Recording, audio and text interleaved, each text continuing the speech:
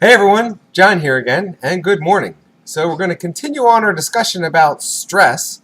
And last time we spoke about what it is and how it can be good and bad and some of the things it can do to us if we start to have too much stress.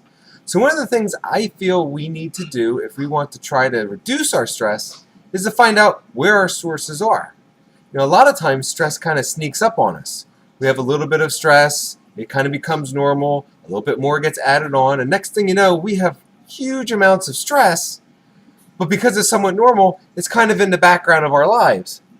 And in doing that, our body is still reacting to this stress. However, we're just not as aware of it. And if we don't have that admittance of what we're involved with when it comes to stress, it's going to be that much harder to reduce it and to try and live that happier, more relaxed life that we're trying to have. So we need to kind of break out of that normalcy and find out what's going on. Now, I'm not a doctor, so I wouldn't say that you could just diagnose yourself on whether you have some sort of chronic stress. And there's a lot of different things that can happen, and they can also come from other things. But some of the things you might notice if you're really stressed is you might have an inability to concentrate, you could have anxiety, aches and pains in various places, you could even have some level of depression, you might feel overwhelmed. It can even affect your sleeping and eating.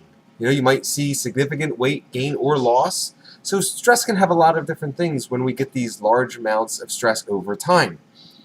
So let's go through just a couple of things that could cause stress. Now remember, they can be both positive and negative, and we talked before about how little bits of stress in the right areas can be very helpful. So some things that could be stressful but are positive sides of our life. Maybe it's you're getting ready and planning your wedding, or maybe you're having a baby, looking to buy your first house, maybe just buying a large purchase of something that you've always wanted to have, regardless of what it is. Even going on a vacation can be stressful.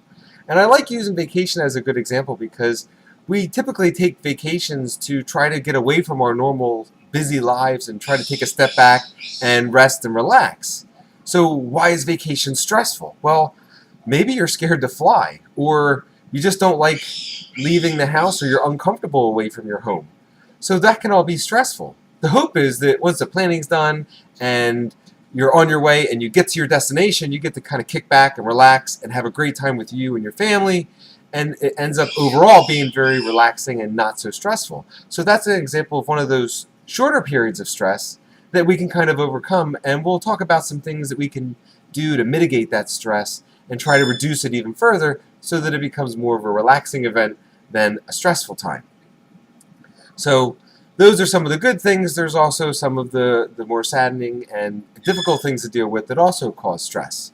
Maybe you're in a relationship that's not going well, or you lost a loved one, or your job. Maybe you have financial concerns. Maybe you just got sick, maybe an illness that's a little bit more prolonged than just a simple cold, or maybe you got hurt. All of those things can have a very significant impact on our lives and overall on our levels of stress. So I feel if we can kind of figure out where those sources are, then we can take the right steps to try to work through those stress. Some things are out of our control, some things are very much in our control. But one thing we can control is how we perceive things and our outlook on the events that are in front of us. So let's just take a moment and think through. Get a sheet of paper out, take your time with this, and make 2 columns. In one column, I want you to write down all of the things that excite you, those fun things that might be considered stressful. Like we said, vacation, riding a roller coaster, maybe just trying something new, a fun new experience might be stressful. Put that list down. Then in the other column, I want you to go through all of those bad things that you could think of. And then once you have those lists, kind of look through that list and analyze it and see, well, which events that you've written down are actually happening right now.